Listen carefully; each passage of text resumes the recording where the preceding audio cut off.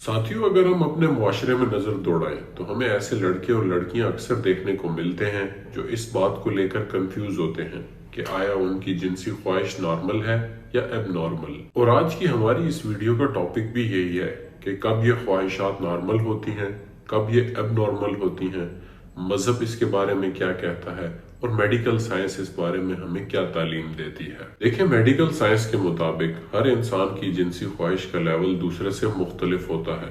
जैसे किसी इंसान को नींद ज्यादा आती है, किसी को कम आती है, कोई ज्यादा खाना खाता है, कोई कम खाना खाता है। यही हाल जिनसी ख्वाहिश का भी है। लिहाजा हमें यहाँ पर यह बात समझने की जरूरत है कि अगर कोई इंसान मेंटली और फिजिकली फिट है और किसी के साथ रोमानवी रिलेशनशिप के अंदर है तो यकीनन उसकी जिनसी ख्वाहिश दीगर लोगों की निस्बत ज्यादा हो सकती है। लेकिन इसके साथ साथ बहुत से ऐसे वार्निंग साइंस भी मौजूद हैं जो हमें ये बताते हैं कि ये डिजायर अब एबनॉर्मल कैटेगरी के अंदर दाखिल हो रही है।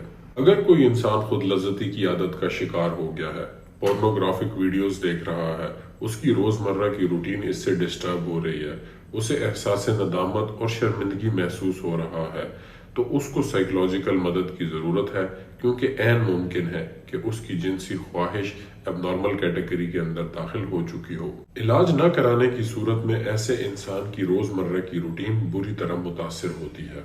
अगर आपके आसपास कोई ऐसा इंसान मौजूद है जो इस मसले का शिकार है तो उसका हौसला बढ़ाइए।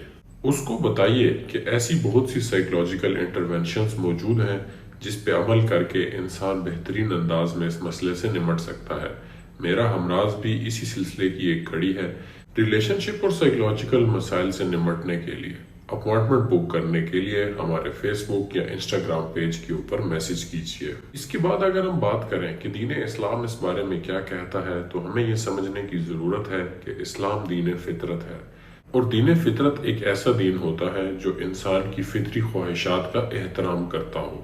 इस्लाम भी जायज हदूद क़यूद के अंदर रहते हुए जिनसी ख्वाहिश का एहतराम करता है और इस चीज के ऊपर कोई लिमिट इम्पोज नहीं करता कि कोई इंसान कितनी बार ये जिनसी ख्वाहिश महसूस कर सकता है। लिहाजा हर वो इंसान जो बेहतरीन अंदाज में अपनी रोजमर्रा की ड्यूटीज परफॉर्म कर रहा है और सेहतमंदाना अंदाज में जायज हदूद क़यूद के अंदर रहते हुए अपनी जिनसी ख्वाहिश को पूरा कर रहा है, बिल्कुल नॉर्मल है। और आखिर में मैं पाकिस्तानी यंग जनरेशन को एक मैसेज देना चाहूँगा, वो ये है कि जिनसी ख्वाहिश बुरी नहीं है, ना ही ये किसी किस्म का गुनाह है। लेकिन इसमें जो चीज़ समझने वाली है वो ये है कि आप कोई ऐसा रास्ता कभी ज़िंदगी में मत इख्तियार करें जिसको इख्तियार करने के बाद आपको आगे चलकर पछतावा हो।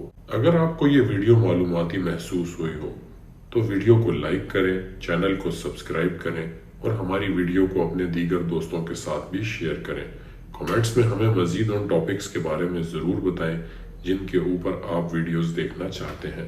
अगली वीडियो तक के लिए अल्लाह हाफिज़।